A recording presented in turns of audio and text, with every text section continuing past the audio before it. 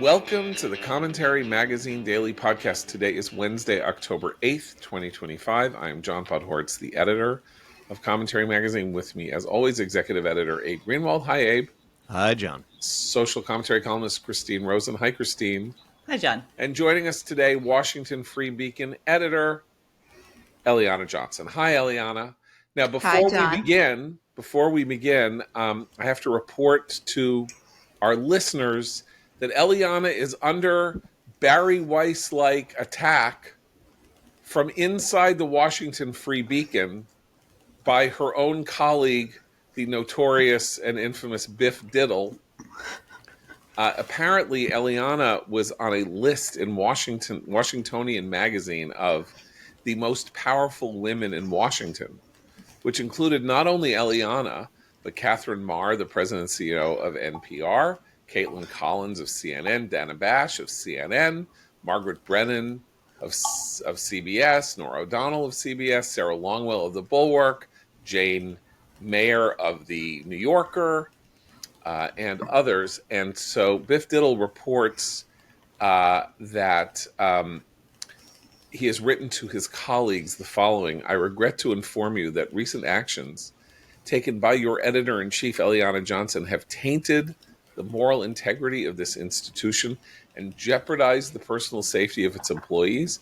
I hereby implore all members of the Washington Free Beacon staff to face this moment with moral clarity and professional courage by tendering your resignations at once. It has come to my attention that MX Johnson's name was included on a list of powerful women in Washington, in the Washingtonian, a left-wing rag for swamp-dwelling elites and other enemies of freedom. So, Eliana, how can you defend yourself against this assault from within your ranks by Biff Diddle? I was more concerned by the assault from without, from the outside, by Washingtonian? from my inclusion on a list where they consider you powerful if you have lost your organization millions of dollars in taxpayer money. And they had not only the CEO of NPR, but also the CEO of PBS News, or the editor-in-chief, whoever she is, of PBS News. I was amused. I was happy the Free Beacon is on their radar, but amused by what is considered power in Washington. However, I was happy to see, and Mr. Biff does mention in his article, that Melania Trump and Usha Vance did make the list. So it was really just the media category that was underwhelming. Okay, fair enough. I just want to say that it's very important that as the left sacrifices people like Barry, this is a great possible moment for you, because, of course, the last time we had an internal staff revolt of this sort, of course, it led to Barry Weiss's resignation and her subsequent 5-year later appointment as editor-in-chief of CBS News with a payout of $150 million. So I don't know what you might be able to do with this staff revolt to strengthen your position in the marketplace and in the marketplace of ideas. But I also am very disappointed in you that you should have made this list. Very, very. Oh, okay. But look, anyone who knows Eliana knows she's the only person on that list who actually knows how to wield power. So maybe it was the Washingtonian sort of token nod to someone, a woman in Washington who actually knows how to use her power. Okay, well, let's talk about a woman in Washington who also knows how to use her power, or is trying to create a new model for using her power, and that is Attorney General Pam Bondi, who went before the Senate committee that does oversight over her department, the Department of Justice, with the intention, Democratic senators like Richard Blumenthal of Connecticut, Dick Durbin of Illinois, Adam Schiff of California, intending to rake her over the coals for the question of whether or not ICE head Tom Homan had been selling access to the not yet existent second Trump administration. So the accusation in these stories is that Tom Homan somehow said, give me money and I can get you stuff. But this was before Trump had been reelected. And obviously, we didn't know whether Trump was going to be reelected or not. That was one thing. The other thing, of course, is what are the legal justifications for the raids on Venezuela and the deployment of American troops to cities? And it was a The Epstein classic. files, they wanted Oh, to the ask Epstein her files, right? about the Right. circumstances surrounding the non-release of Right. those files. So my entire life, I've been watching these kinds of hearings, partisan hearings, in which the party that does not hold the White House and does not control the Justice Department or control the cabinet agencies haul in the cabinet agency heads and basically use this to grandstand abuse. I'm both on both sides, and really I'm both sidesing here. Like, Democrats did this to Republicans, Republicans have done this to Democrats. It's a classic ambush for headlines, for getting stuff on the evening news, for showing that you're scolding everybody. And remember, this is how Kamala Harris became a star in 2017 when she grilled Jeff Sessions in her first couple of months as a senator, and somehow was like, oh, look, wow, Kamala Harris, she's a prosecutor and she really knows how to give it to them. And, it like that here, without that hearing, Kamala Harris would not have run for president and would not have ended up as the vice president. And then, of course, would not have ended up as the most embarrassing presidential candidate of our lifetimes. So it is a Thank you, oversight hearings. yes. So it is a classic pattern, and Pam Bondi blew it up yesterday. Ordinarily, a cabinet secretary going before an oversight committee will be very deferential and quiet and say, I want to let me answer your questions. We didn't do any of the things that you're saying, or I'll get back to you on the X, but we are looking into that. Or obviously, Senator, thank you very much for your. We're all in this together. And my man, did she not do that? Sheldon Whitehouse asks her a question. She says to him, I'm not talking to you. Your wife got a sweetheart deal. Why don't you answer that question? And Richard Blumenthal said, well, blah, blah, blah. And she said, I'm not talking to you. You lied about your military service. And Dick Durbin did X. And she said, why? And Adam Schiff, obviously, I think she said, you were held in contempt of Congress by people in the Congress that you yourself were part of. Why should I answer to you? Now, she is supposed to answer to them. That's why this is a very complicated thing that went on here. It's not just political combat. Like, there is a constitutional oversight role for the Senate in surveying and monitoring what the Justice Department does.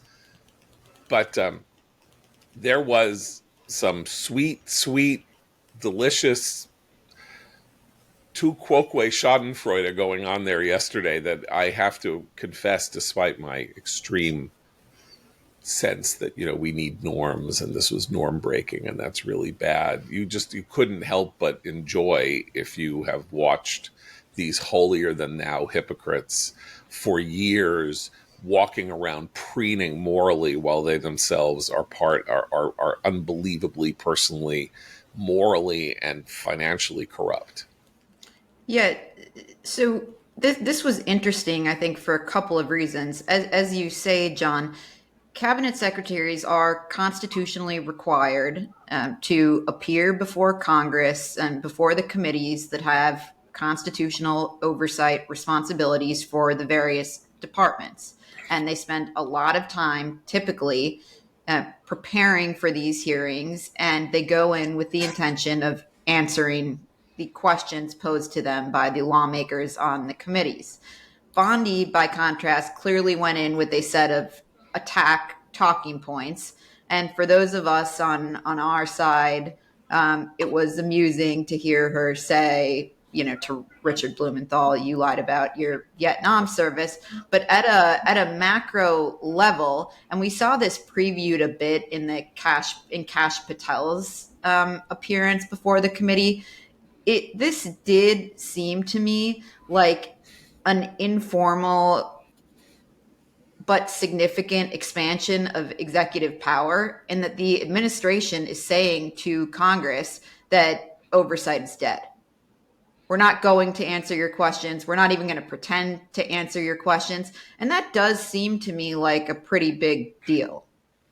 Now, It is a big deal, and it's also baiting two things. Well, a lot of these questions, if not answered in any sort of public forum, which the Constitution requires, mean they will end up in court, as some of these things, like in the invocation of insurrection and whatnot, that the administration has done to justify deploying troops in American cities, but also investigations.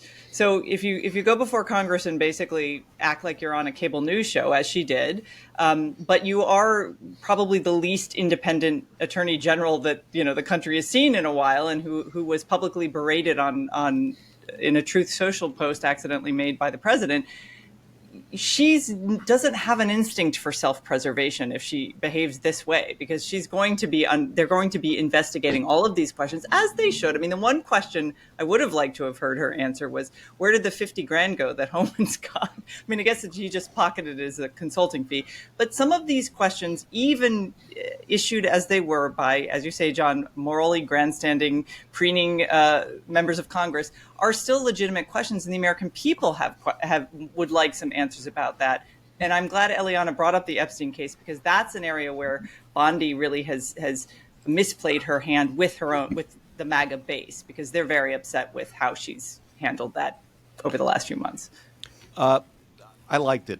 I liked the whole performance. Shame on you, Abe.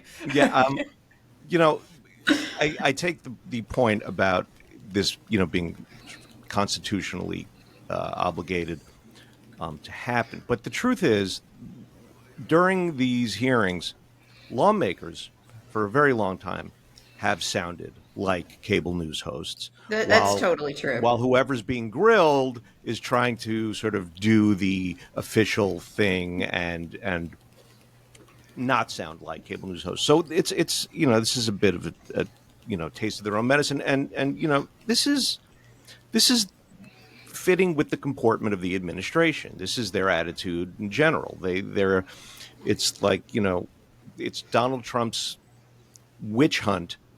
The witch hunt against Trump is they've taken on. They feel it against each one of them in their own capacities, and they're just, none of them are going to stand for any of it. And so it's not far from the last we're going to see with this. Again, like, I hate to go whataboutist, but the two previous Democratic administrations, the Obama administration and the Biden administration, had leading officials who were, one was literally found in contempt of Congress. That was Eric Holder, the Attorney General, who refused to turn over documents to the House relating to matters involving the fast and furious gun buyback immigration policy that went awry, and I think a couple of Border Patrol agents were killed by gun. I mean, I don't quite remember the details. Anyway, he was held in contempt of Congress, and this was deemed simply a partisan attack. And rather than Obama saying, well, he has lost the confidence of the legislative branch of the United States, at least one house in the legislative branch of the United States, and really can no longer perform his duties suitably. And even though I really love the guy, he's got to go because that's how we do things in a proper system. He stayed. And then Alejandro Mayorkas, the head of the Department of Homeland Security, was literally impeached in 2024 after, I think, being held in contempt of Congress, though I don't remember that specific detail. But one of the two charges was that he had lied to Congress about immigration policy. And the claim then, again, from his defenders was that Republicans were using disputes over immigration policy to claim that he had basically committed an offense so grave that he should be removed from office. Only the second cabinet secretary in history to be impeached And again, in a more layered system or less partisan Fox News cable network world, the response of a more sober administration at a moment like this might have been to say, well, he's lost the confidence of one of the two parties, the party that has the majority and whatever, and so he's gotta go. Like I don't even think it's fair, but we have to have a proper relationship between the Department of Justice or the Department of Homeland Security and the bodies that provide oversight. And neither of that happened. Obama defended Holder. Biden defended Mayorkas, if he even knew who Mayorkas was. I mean, so I don't know. I don't know who defended. Biden never fired anyone. Defended His own Mayorkas. defense secretary went AWOL, and he wouldn't fire. I mean, he never fired anyone. He Right, did but- a very right. bad precedent in that regard. Right, but I'm just saying that the idea that the Bondi hearing takes us to another level because of the full out face-to-face assault on the senators, which is never really been done before, because it's not just that you don't want your cabinet secretaries to do this, but the idea is they can kind of take revenge on you. Like, they can punish you, they can haul you up, they can censure you, they can do things that will be injurious to your reputation. And the partisanship of the last 25 years has meant that you wear the censure of the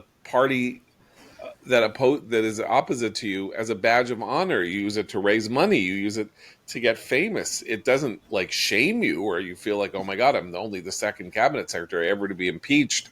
This is the worst thing that's ever happened to me. You're like, this is great. Everyone's going to know that I'm a martyr because all these people are lunatics. And similarly, Bondi, I think, just did herself an immense favor. And I will say that, we've spent years talking about how Republicans try to do Trump and they fail. They're always trying to play Trump's game, but only Trump can play Trump's game. This was one of the first times in which I thought, wow, somebody is kind of playing Trump's game and kind of effectively. Okay, but we all lose. The American public loses when everybody is. You just described everyone in terms of their individual ability to either dodge a charge or wear censure as a martyred, symbol. And both sides have been doing that for a while. You're right. But I think the normie sensibility is is this really how our system should work? I mean, long term, I think we are the losers, even though Pam Bondi might go on to glory, after she leaves this administration. I think now this is where it becomes this battle. Who's going to try to reestablish the norms? Who's going to actually follow the rules when the other team has not been following the rules? This is the thing we've been back and forth on for 20 years now. And I don't know what the answer is, but I do sort of feel like the fact that we're even describing this as a war of personalities and individuals rather than something that our system of government is meant to quell exactly those sorts of passions because of the balance of powers, because of the oversight authority. And Trump, it has in modern memory tested the limits of executive authority more than any other president. I really do think he is really pushing those boundaries. I think this stress test on our system will survive it. It was designed to survive. It was designed to survive much worse, actually. But it is a test. And I think every time it's tested, it's worth thinking through the long-term consequences of that test. There comes a point at which the assertion that we need to reestablish the norms has some kind of a past sell-by date. I know. So when were the norms breached? That's why I bring up Holder. Right. That was 13 years ago or 14 years ago that Eric Holder was found in contempt of Congress. It wasn't 3 years ago and then Trump just did what Holder did or whatever. A lot of us date, I think Democrats would date a lot of this to, the Bush administration pushing the unitary executive theory and using the Homeland Security Act or the Patriot Act in ways that was never intended, and extending executive power that way. A lot of conservatives would say, no, it was the Obama administration that seized on the crisis of the financial meltdown to sort of beat down lenders who had kept Chrysler and other car makers afloat in the middle of the meltdown, and say that the contracts that they had signed, meaning that they got mezzanine payments back once the companies emerged from insolvency, that they administration was declaring by fiat in some ways that wouldn't happen, and that the unions would get money first or something like that, extending out that stuff.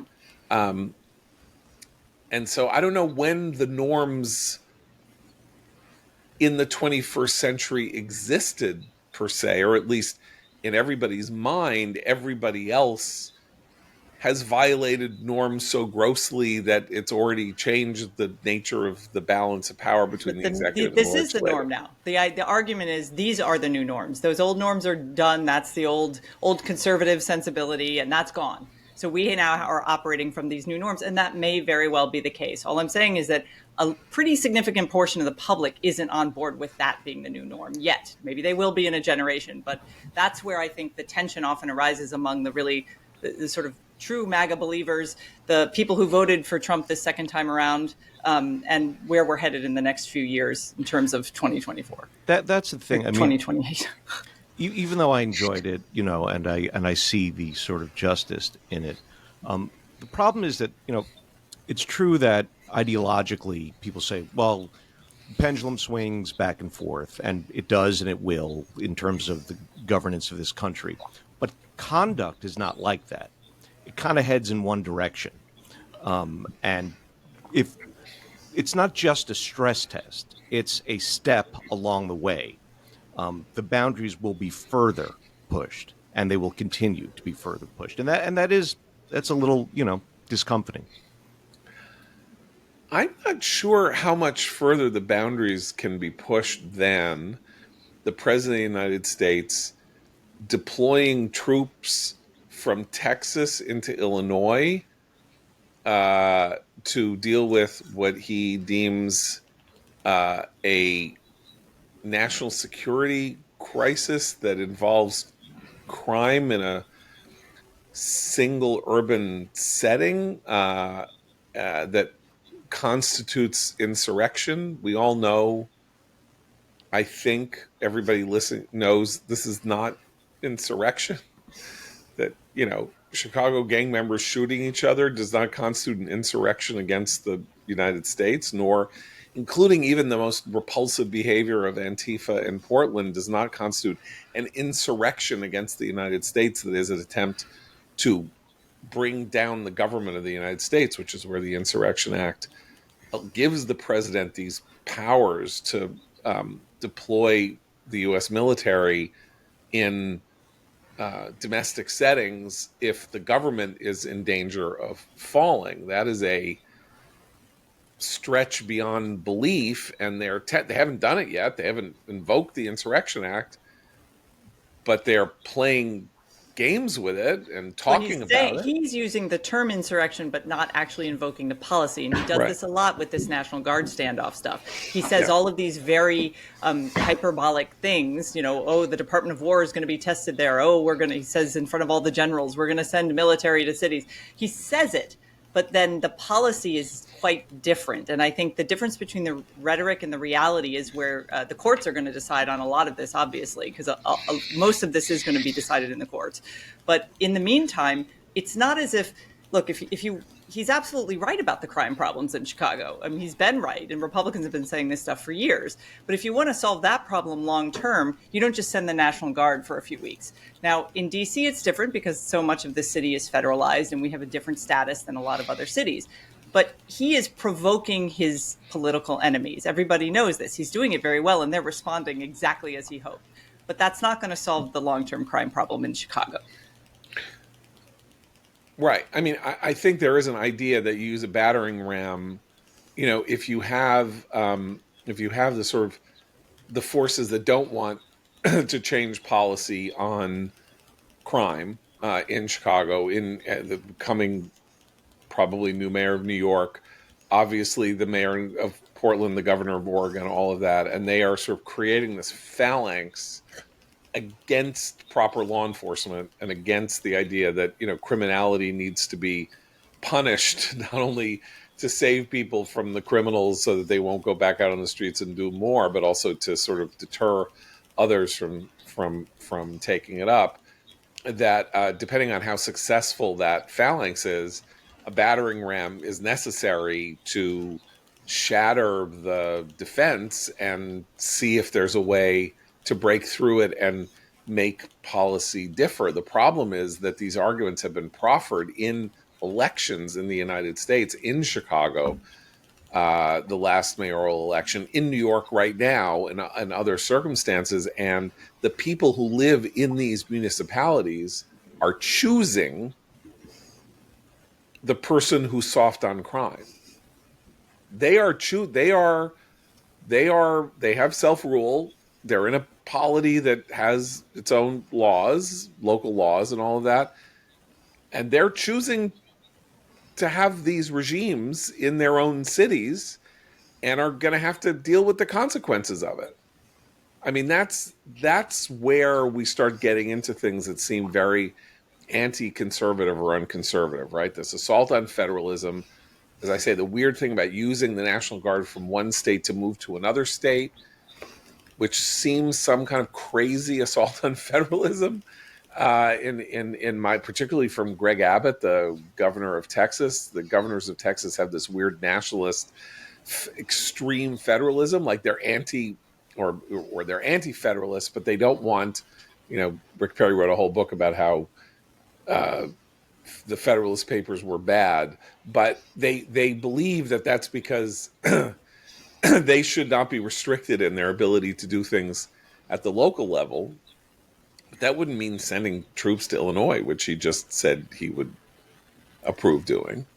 Well, in the illusion of the distinction between protecting federal immigration enforcement officers, for example, and federal immigration enforcement structures in these cities, and sending National Guard to quell crime, that we should keep that distinction. That is a bright line for a reason. So if you have a federal building, you have federal officers going about their legally mandated duties, being attacked by citizens, and the local cops aren't doing anything about it or prosecuting these people, then actually that's a situation where I think reasonable people will say, we need to protect our federal employees in this situation. And I think if that had been the argument and that had been the narrow focus, I don't think there would be as much pushback. That's not, but Trump is playing a political game here, not an actual legal or protection game for those officers. When he deployed troops to Washington, D.C., that's the exception. Washington we are the exception. is an We've always been the exceptional exception. Yes. place. It does not have legal standing outside of the federal government. It has been granted such legal standing outside the federal government. And a lot of our land is federal land. I mean, DuPont Circle is a federal part. I mean, a lot of it is actually a lot of it is, government-owned. and the fact is that home rule in D.C. is limited.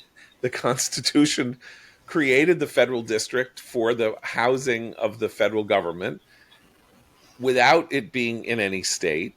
And then in the 70s, it was granted home rule. Which was a mistake, because we should not be self-governing. But it is also, but that home rule is conditional.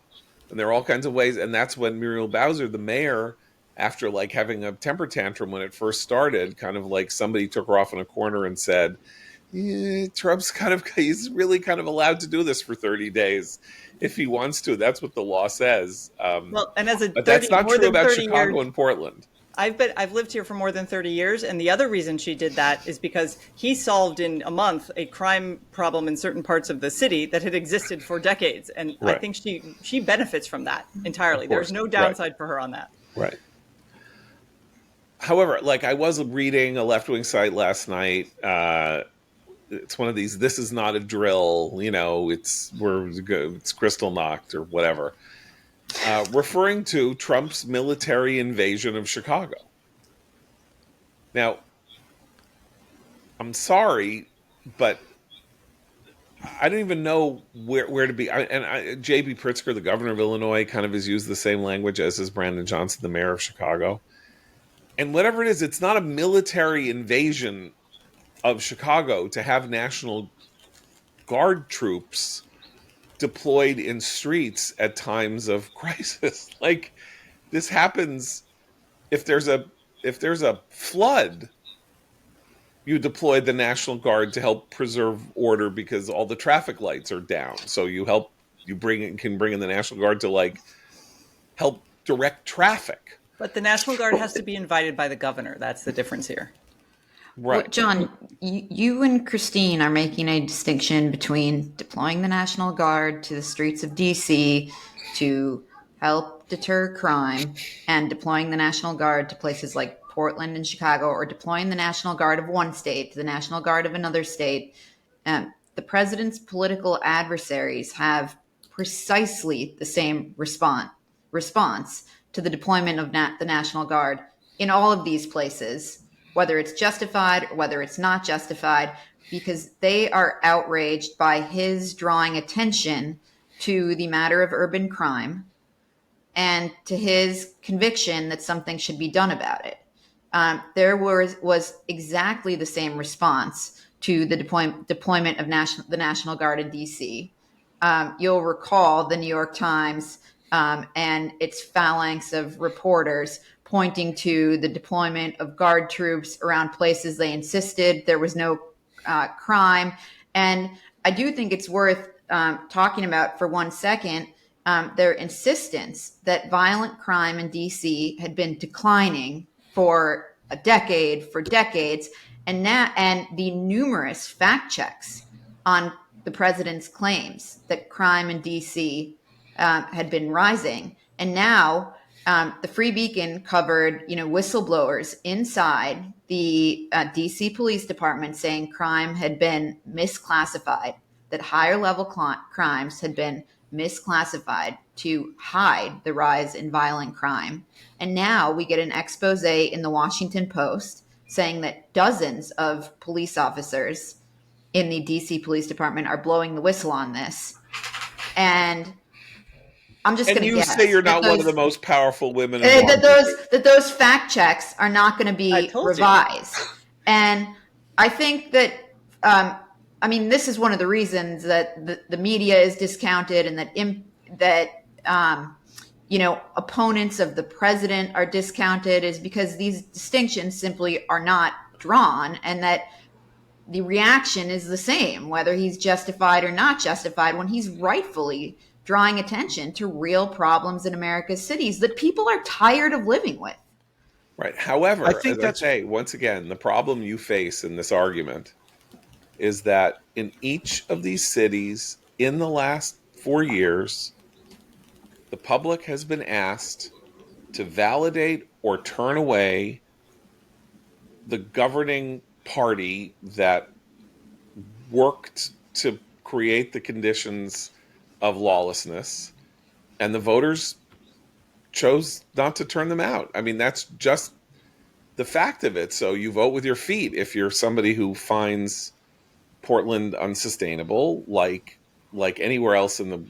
If you don't like the way, this is one of the great things about it, you don't like the way things are where you are, and you can't sustain it, and your neighbors are behaving in ways that you find repulsive, you go pick up stakes and find somewhere else to live. That's also part of the American story. It doesn't seem fair to have to do it because your city is awash in criminality. But if you lived in Hot Springs, Arkansas in the 1940s, when the New York mob took it over, and you didn't want to live in a town that had suddenly become sort of like a carnival of horrors with, whorehouses and, open gambling and all of that, you could go move somewhere else so you didn't have to expose your kids to it. I mean, that's a thing that speaks against what Trump has done and has been doing. Though I think it's very used politically. I think it's great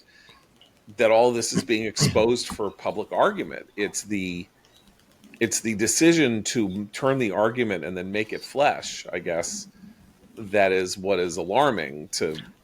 But I think what's behind that, I take Eliana's point that, there's the legitimate part of the administration's thinking here and Trump's thinking here that has to do with spiking crime.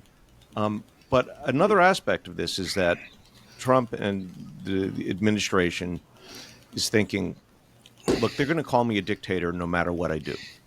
So let's go for it this time. Let's have some fun this time around. And this is where Trump derangement syndrome, I mean, it's not the only place, really works for him, because his enemies have been called, we'll call him a dictator, every, with concerning every speck of policy and activity that is undertaken. So it's no one, it's white noise now. The But Right. And a hysteria. secondary, oh, Christine, I was just sorry. going to add, because I think it's important to emphasize the point that Eliana made about the data, because we are in a very interesting transition period now, and long in the future, when we're well past Trump and Trump derangement syndrome, the undermining of the ability to trust statistics is going to matter a great deal in the crime policy debate. We already see little snippets of this. Obviously, the Free Beacon story is a good example, but even FBI crime data there have been some reports about whether or not they're fully engaging with what happens with violent crime. So you can't do it with murders, and car thefts tend to be the two statistics you can rely on, because everyone files an insurance claim when their car gets stolen. And if you have a body, you have to register that as a dead body. All the other stuff, and I personally know maybe three people who were pistol whipped, held at gunpoint, carjacked with a weapon by a youth in DC, and it was not reported as a crime committed with firearm. It was reported as a lower level crime. This, over the last 10 years, I know three people to whom this happened. So this is going on in these localities. And so what that means policy wise is that the voters are being told by people like, Mamdani, oh, the crime actually is on this long-term decline, but that's based on statistics that have already been manipulated. So our inability to trust even institutions that are supposed to objectively gather the facts about crime is already long-term starting to be whittled away. And that's actually a point where I think conservatives really should step up and insist on that. Trump is not the person to do it, because he'd like to do that with labor and employment data and all that stuff. We do need that kind of institutional objective reality to be restored, because it is starting to slip, and that worries me. I mean, part of the problem with that, though, is that 95% of that is local. Like 95% of crime but reporting there are ways to reform the gathering of these numbers. Right. I don't know if people know this, but federal crimes make up a teeny tiny percentage of the crimes that are committed in the United States. Like, they're exceptional crimes if they're federal. Kidnapping is one, obviously, taking someone across state lines against their will, which is a form of, whatever you want to call that, human trafficking or whatever, is another. There are financial crimes that traverse state boundaries and therefore become FBI crimes. But the crimes that we're talking about are overwhelmingly local. And if localities are playing games with their crime numbers, and this has been going on for 40 years now, with an interesting parallel, by the way, which is, if you remember, in the 1980s, after the Nation at Risk report came out explaining that, our educational system was in crisis and that our numbers were falling relative to other countries, and the general national consensus was we need to spend a lot more on education. And then we also needed to have measurable ways of determining who was a good teacher, who was a bad teacher. Maybe we could pay those teachers more. Maybe we could pay the principals more, whose schools showed better results, and on and on. And you suddenly created an incentive for principals, superintendents of school systems, and all of that to start fiddling and playing around with their numbers and falsifying numbers, falsifying test scores, like grading tests wrong in order to show that you had more people, getting in the 80s, or on the regents in New York State getting a passing grade on the regents exam or whatever. This happened dozens, if not hundreds of times over the last 40 years, because there was a financial incentive to these people to report good numbers. And rather than the financial incentive being be better at what you do, the financial incentive became make fraudulent data and try to trick everybody into thinking that everything was so much better. So that is another thing that liberally governed institutions and professions and all of that, in extreme cynicism, have taken away from the effort to collect the data that you're talking about, which is, well, if they really want to do that, and all of this is going to end up being unfair to minorities and to African Americans and to Hispanics, we're actually morally justified in fiddling with the numbers, because otherwise we're going to expose these minorities to the evils of our white privilege system even more than they are already. And that's what people say in their heads, right? Which is, you don't want to report real crime stats, because when you report real crime stats, you show an incredibly disproportionate amount of crime being committed by African Americans and Hispanics as opposed to whites in percentage terms.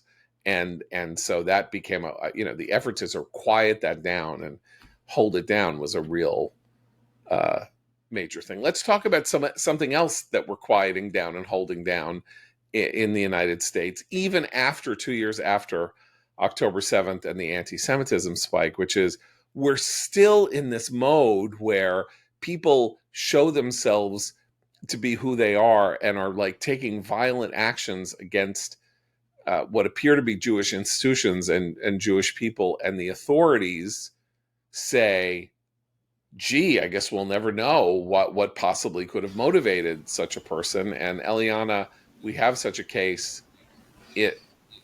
both in the very progressive town of Brookline, Massachusetts, I believe former home of Michael Dukakis, and at Harvard. So I'm obsessed with this story. I was texting John about it this morning. This unfolded on the eve of Yom Kippur, on Wednesday, this past Wednesday, and it involves a visiting professor at Harvard Law School who of Brazilian origin by the name of Carlos Gouveia, and he was arrested after firing a pellet gun around a synagogue in Brookline, and he fled from the security guards around the synagogue. And initial reports indicated that he resisted arrest. There was a scuffle with law enforcement, and a scuffle over the gun. Like he wasn't he wasn't handing over the gun. Like he was holding onto the gun. They were having a tug of war with the gun. Right. He then said that he was out hunting rats, as one does. Now, the New York Times has now covered the story. Before you go to the New York Times, okay, he was hunting rats. Now, you would imagine supposedly maybe if there were rats, like if you're Christine and you're living where you're living and there's a rat near, like right in front of your house, and you have to have a pellet gun, you might want to take out the rat, right? But he was. How far was he from his house, Eliana? So he was out on a walk, and look, I'm using public records to identify his place of residence, so it could be wrong, but it appears that he was a half-hour walk from his house. And I looked in Google Maps. I mean, the synagogue is conspicuous. It is a conspicuous building, and he told the police that he had no idea he lived near a synagogue. He had no idea he was firing his rifle near a synagogue, and he had no idea that it was a Jewish holiday. No idea it was a holiday, which is bizarre if you are a professor at Harvard Law School. And by the way, he had been a scholar in residence at Yale Law School and a professor at the Wharton School of Business before this. This guy has been affiliated with every elite institution in America. Just sort of weird that he would never have run across a Jew who had told him, oh, it's Yom Kippur, I won't be in class tomorrow, or, talked with Jewish colleagues who had mentioned this. But then the Harvard rabbi tells the Harvard Crimson that the guy's wife and children are Jewish. So it just doesn't square with his claim that he had no idea it was a Jewish holiday, and he had no idea he lived near a synagogue.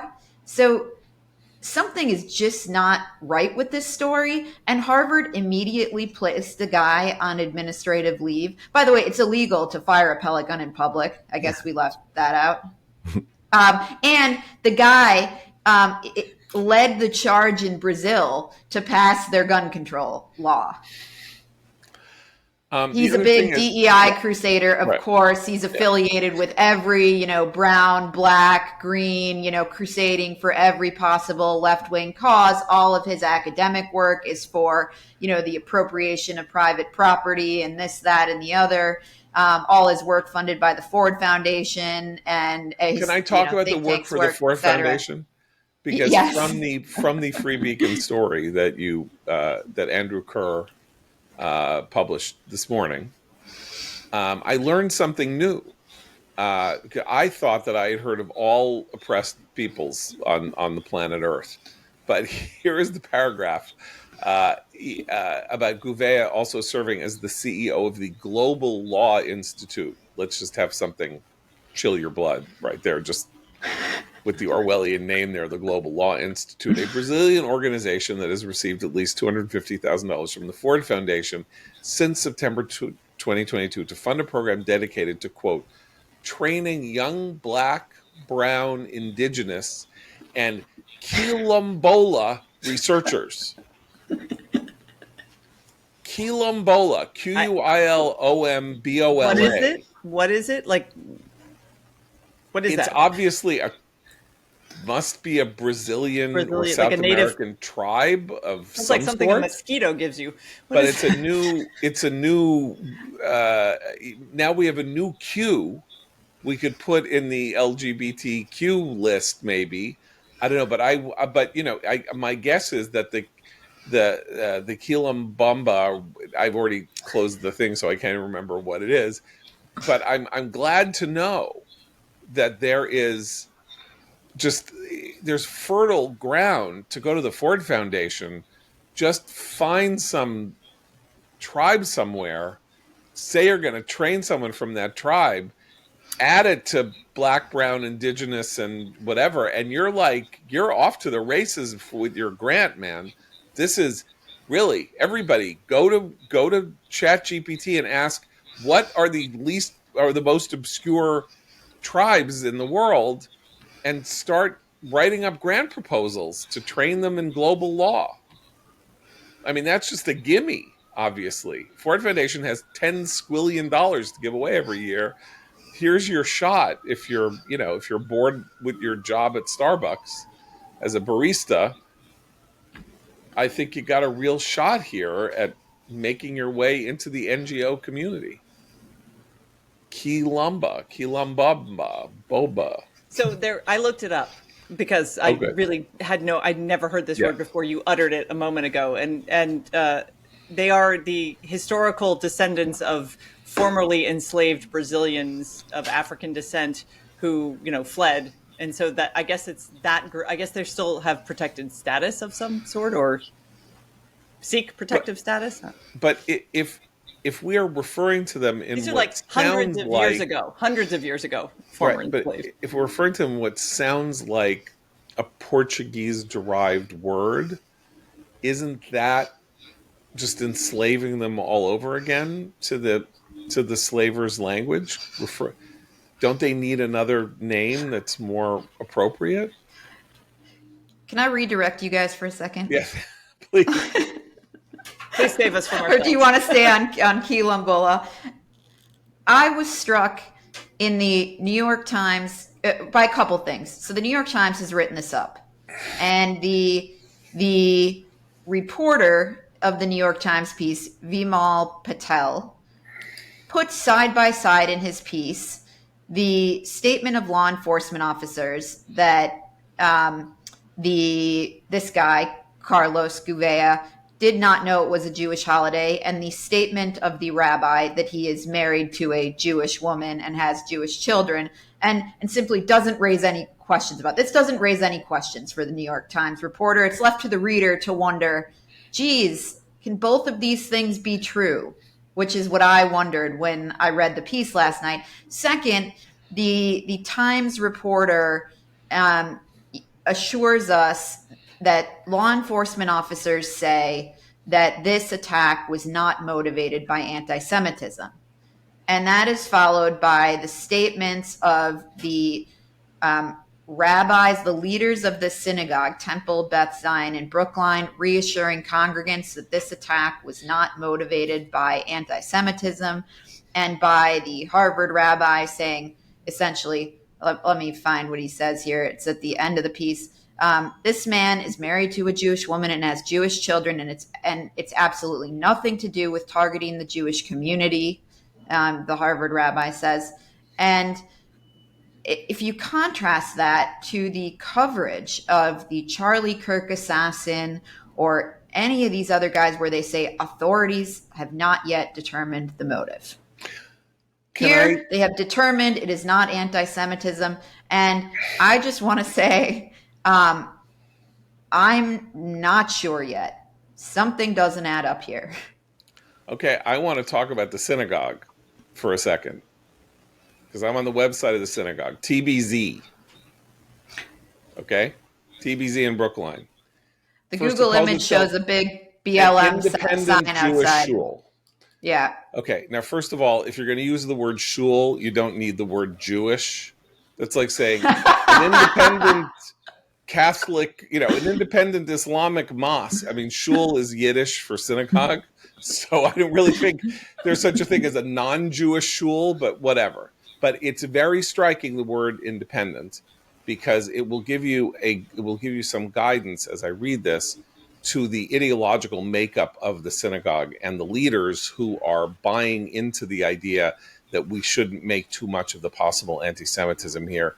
TBZ is made up of people of all ages seeking a Jewish home where together we can learn, pray, and take action, tikkun olam, assuring that everyone, people of all ages, ethnicities, gender expressions or identities, races, sexual orientations, or socioeconomic levels is included. Okay?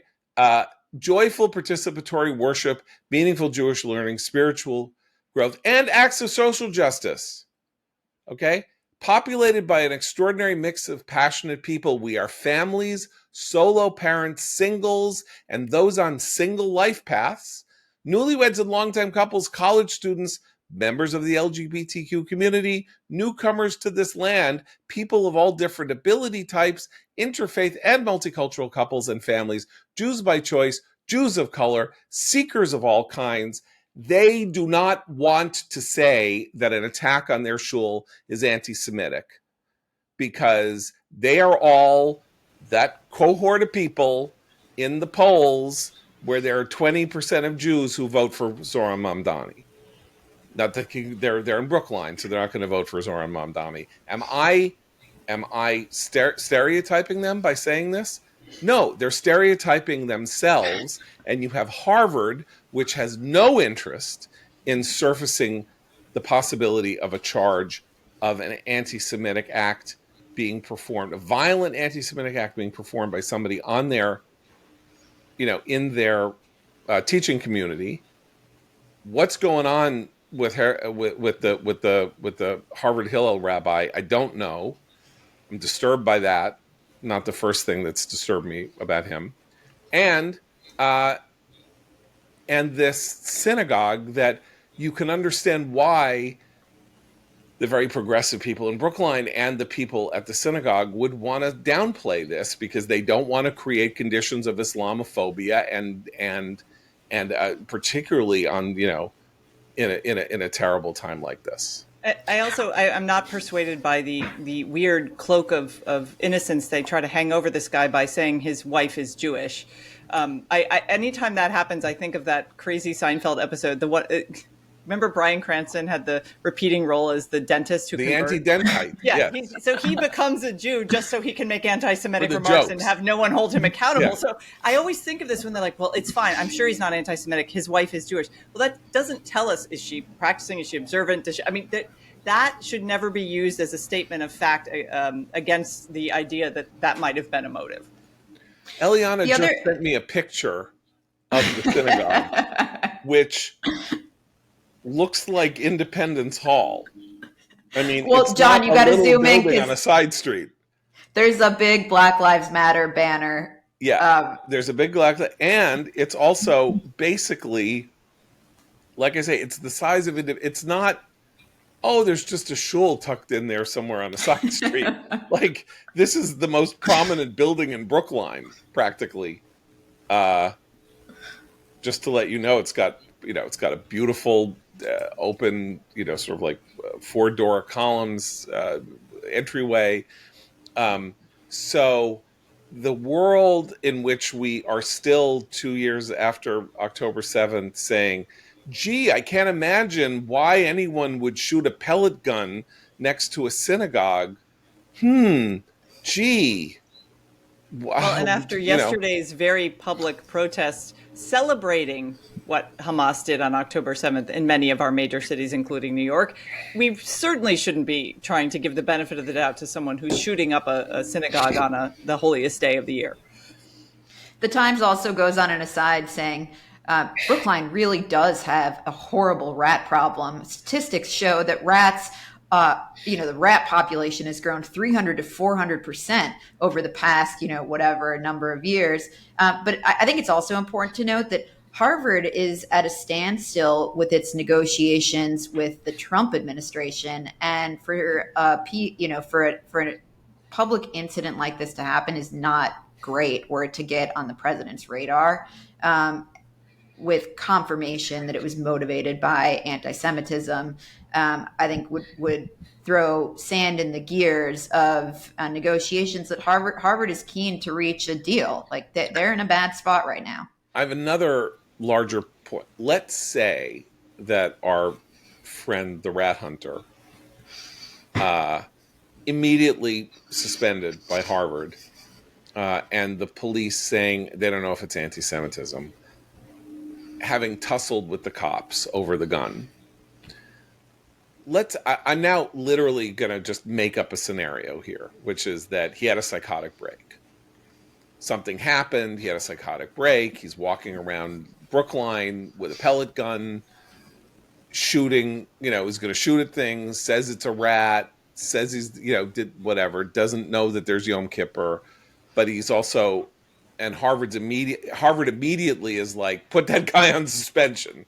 So it's like maybe they know something about him prior to this that would lead them to say, oops, we really shouldn't have given him this, this sort of adjunct fellowship or whatever temporary post. We thank God we have some reason now we can put him on suspension because everybody's telling us he's crazy. Again, I'm making this up, but I'm saying I'm making it up because even if it's all true, even if he's crazy, even if he doesn't know that it's Yom Kippur, even if all of that, the world since October 7th has unleashed inside the bodies and souls and brains and minds of crazy people. It has let them loose, and shooting at a synagogue is one of the can be a sign of mental illness, but anti-Semitism, it's still a shooting of a synagogue. Yeah. That maybe before October 7th, that wouldn't have come into his head, which is why American Jew hatred and anti-Semitism is so threatening, that you combine mental illness, total laxity in law enforcement, this idea that you can't intercede where people are doing freedom of speech, and then people being triggered to do things against Jews because they think that what's going on is so evil. It's all a stew. So everything you could use as a mitigating circumstance for this guy does not let off the hook the idea that it means something that he was shooting a pellet gun near a shul on the holiest day of the year, and the day that the night that more Jews go to synagogue than any other night and any other day in the year. The more I think about this, I think he would probably have to have had a psychotic break, because what could one possibly want out of it? What was the end goal for him here? It's a pellet gun. Well, it's his only gun. Yeah. I don't know. Yeah, I mean, I know. Like that's I mean, the point. yeah, I mean, you Yeah, know that you're going to get caught. You know, a guard saw him with the gun behind a tree. yeah, Um, I mean, yeah. you're risking everything, however much you may hate the Jews. And There. Can if I just talk about a piece of footage I I saw just want this to add one, morning? I just want Yeah. to add one thing. If he lives in Cambridge, which where Harvard is, not only is Brookline, uh, Eliana, how far away did you say it was? Half an He hour. Half an li- hour. and look, this is just through public record, Yeah, so it's a educated guess, yeah. informed guess. Oh, if he lives in Cambridge, um, He lives in Brookline. oh, he lives in Brookline. He lives in Oh, Brookline, okay, and forget the it. synagogue's also in Oh, yeah, Brookline. okay. My But it my can be a point is 30-minute walk. my Right. point is Saw a irrelevant. piece of footage today, this morning. I want to just talk about mental illness, crazy people, evil, and anti-Semitism, and Jew hatred, and all of that. So, of course, one of the more upsetting things in the last 3 months has been the kind of weird mainstreaming of this YouTuber Hassan Piker, who is, this very sort of good-looking, built guy who has a feed on Twitch and speaks for hours a day about everything that he hates, and he's a gamer and all of this. And the New York Times has done features on him, and they let him publish an op-ed and all of this. And he's sick. He's a crazy person. You only have to watch him for 10 minutes to know that he is a crazy person. But as I say, very attractive. And this is sort of the Luigi Mangione problem of the good-looking monster that attracts an interesting crowd of followers. Hassan Piker is ranting about how much he effing hates America on his Twitch feed. And his dog is sitting next to him. And he's ranting and ranting. And the dog gets up to stretch and I think makes a little yawning noise, as one's dog maybe want to do. And he activates the dog's shock collar. And the dog yelps and sits down right where he is. And he says something like, Kaya, why are you going so crazy? Like, I need you to settle down. On his Twitch feed, we saw a guy who is one of America's leading cheerleaders of Jew hatred and mass murder torture his dog.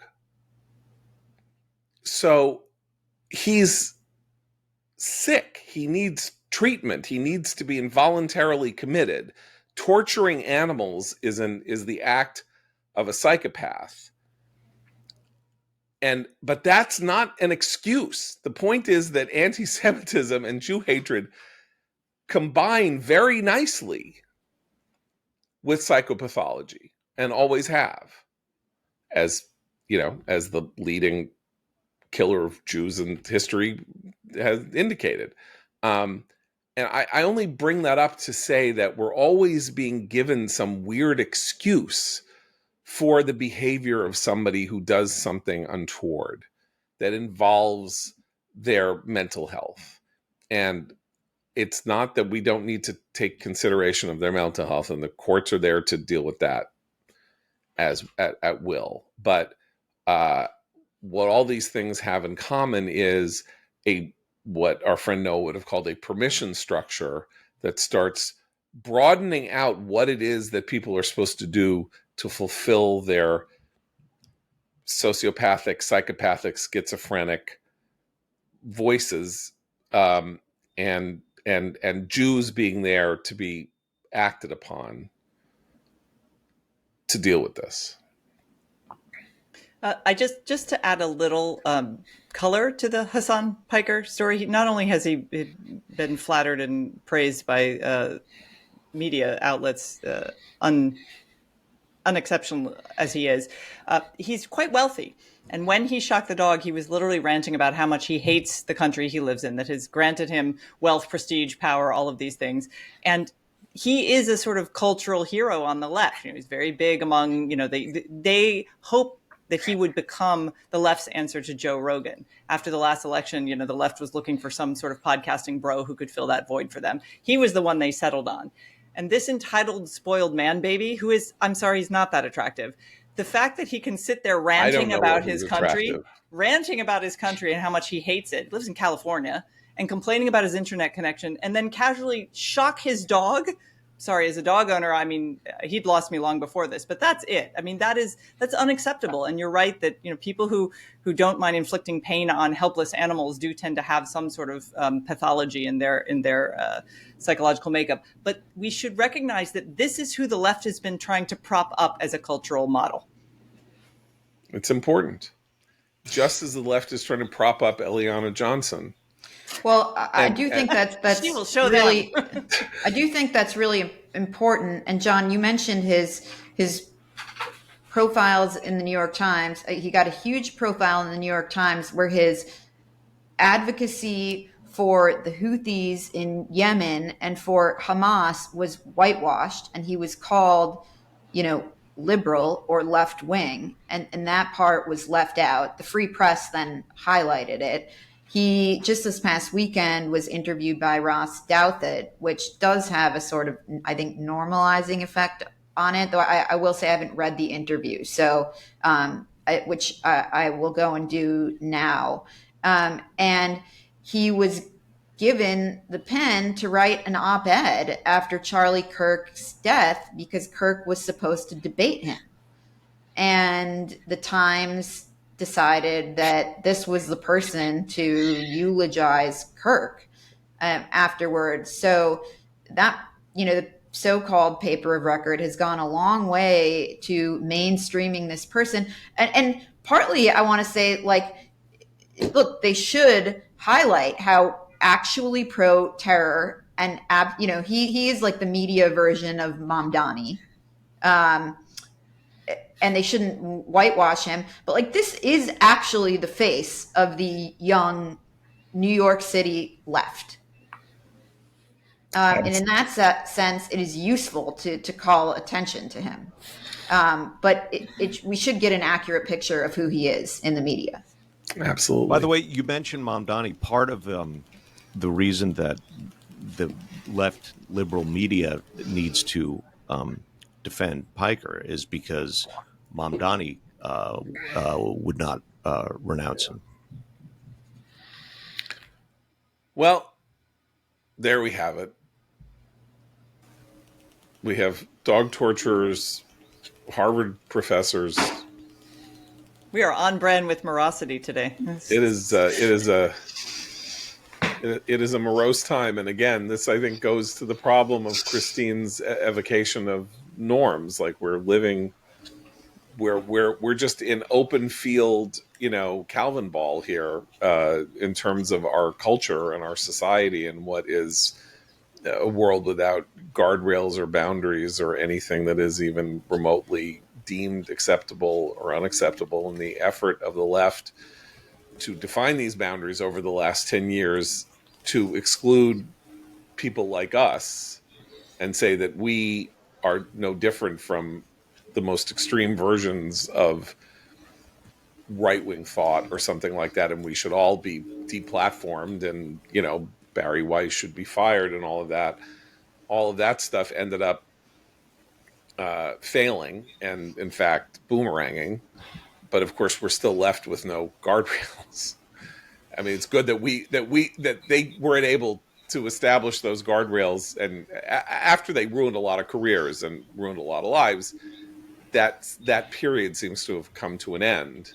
But we're still in this, as I said, Calvin ball world without any rules and without any sense of what is appropriate, and it's very hard to navigate, to put it mildly.